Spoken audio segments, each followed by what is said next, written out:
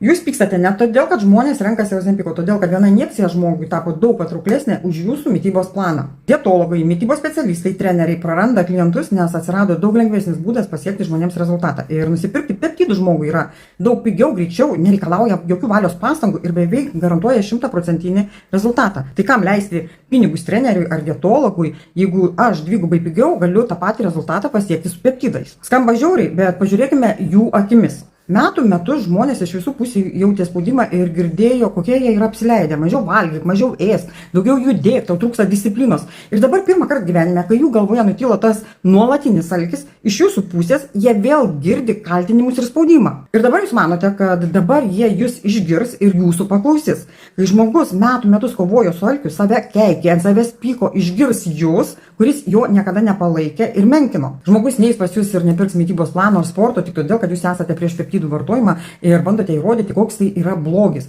Kiek rūkančių ar vartojančių kitas kažkokias medžiagas žmonių jums pavyko įtikinti jų nevartoti, sakant, kad tai yra kenksminga? Jūs kovojate ne su problema, jūs kovojate su besikeičiančiu žmonių vartojimu vietoj to, kad keistumėte savo požiūrį į pačią rinką.